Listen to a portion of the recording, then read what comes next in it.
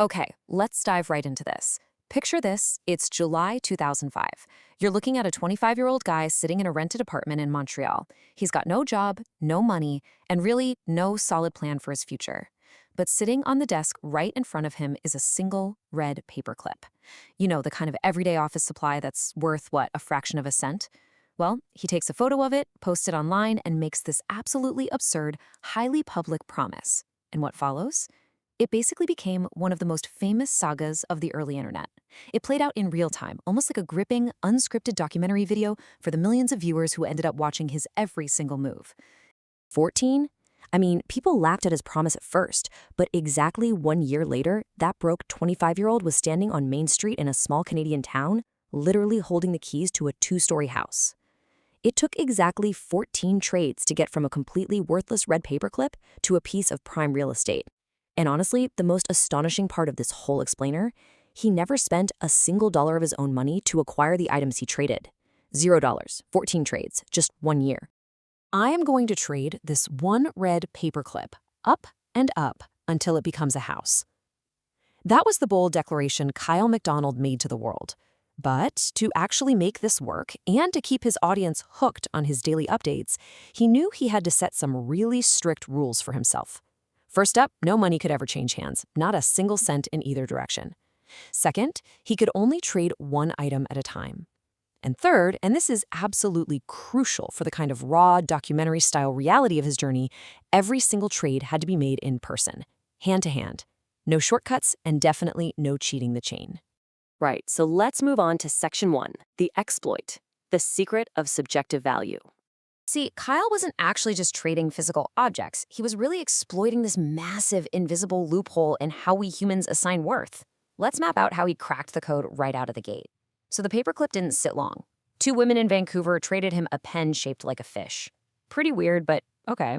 He then flew to Seattle, trading that fish pen to a ceramic artist for a handmade, sculpted doorknob. From there, he heads all the way over to Massachusetts, trading the doorknob to an army recruit for a camp stove. And then he goes to New York, where he trades the camp stove for a working Honda generator. I mean, just look at that jump. In a handful of trades, he goes from a fraction of a cent paperclip to a heavy-duty machine that produces electricity. And the craziest part about all this? Every single person in this timeline, from the ceramic artist all the way to the army recruit, they all genuinely thought they were getting the better deal. So the crucial point here is that the secret engine driving every single one of these trades was this thing called subjective value, or sometimes it's known as relative value. Basically, worth isn't determined by some fixed price tag at a store. It's actually determined by the specific needs or the specific desires of the person standing right in front of you. Like that fish pen, completely useless to those women in Vancouver, but it was a really fun curiosity for an artist in Seattle. To really anchor this concept in your mind, Kyle used this brilliant analogy. He asked, what is worth more to a man dying of thirst in the desert, $1 million or a single glass of water? It's kind of a no-brainer, right? To a dying man, money is quite literally just paper. The water is absolutely everything. Value just isn't this fixed, rigid ladder. It shifts completely depending on your immediate context. And this comparison perfectly illustrates Kyle's genius shift in mindset. You see, traditional money kind of flattens the world. When there's a price tag on something, you stop asking, who wants this? And you just see a fixed number. But the paperclip exploit, it completely throws away the number. Kyle stopped asking, what is this worth in dollars? And he started asking, who out there wants this item more than what they currently have? He basically started navigating this giant, complex web of mismatched desires. Which brings us to Section 2, the dirty laundry, the hidden cost of trading.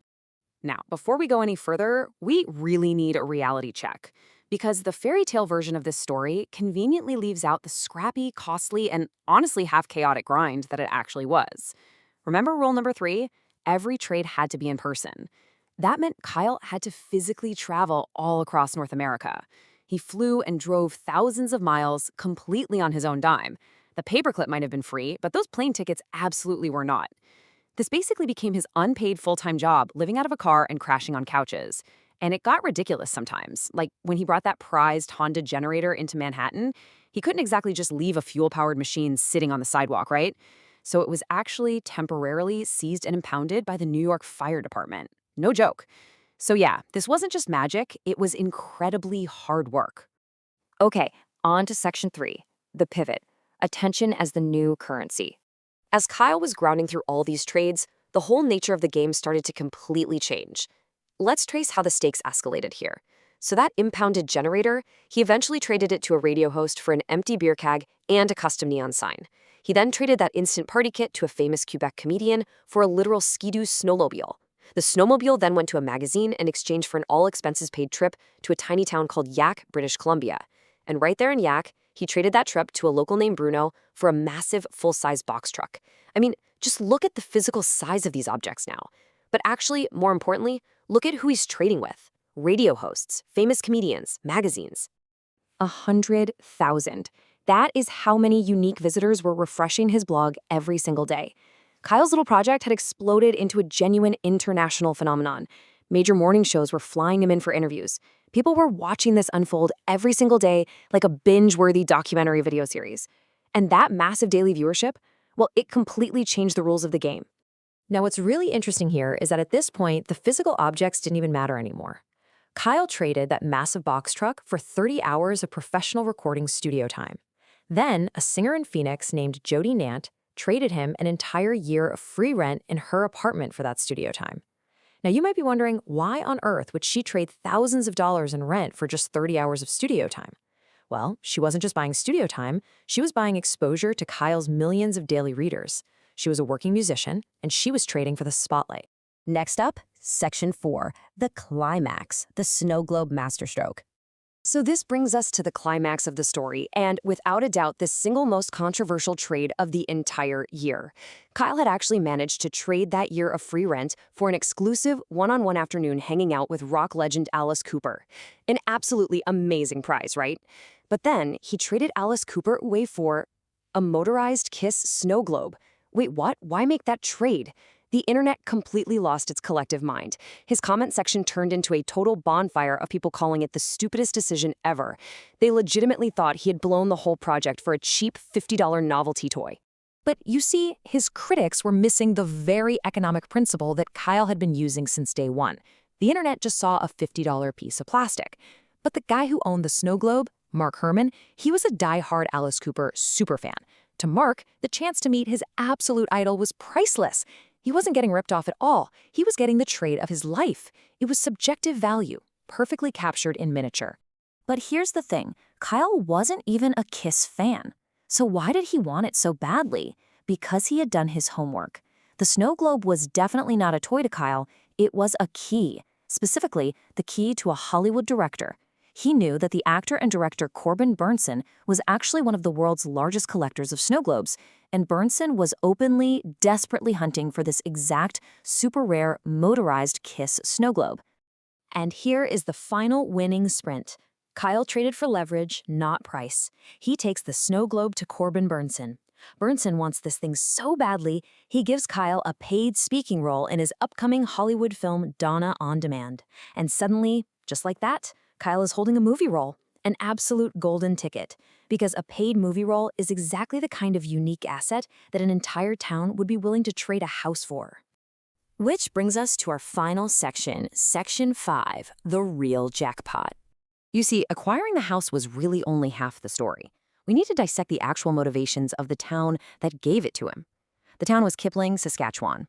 And let me tell you, they weren't just giving a house away out of some magical sense of generosity. No, they had a problem. They were a dying prairie town with abandoned houses and a shrinking population. So the town council, they did the math. They deliberately bought an empty house on the cheap specifically to trade to Kyle. Why?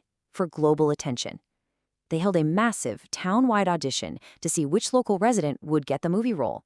They put their town on the map, effectively turning a dying community into an international tourist destination. And this brilliantly illustrates the true genius of this whole experiment. Look at what happened next. Kyle actually gave the house right back to the community. It's a cafe now, by the way. He didn't even keep it, because the physical house was never actually the real prize. The real jackpot was the story itself. He went on to publish a book, became a highly sought-after speaker, gave a TED Talk, and turned a simple red paperclip into a lifelong brand. He manufactured attention from thin air and traded it into an entire career. Kyle MacDonald basically proved that while money flattens everything to a single, boring number, human desire is what actually builds empires. He found the invisible gaps in how we value things and built a staircase straight to his dreams. So I'll leave you with this provocative thought as we wrap up this explainer.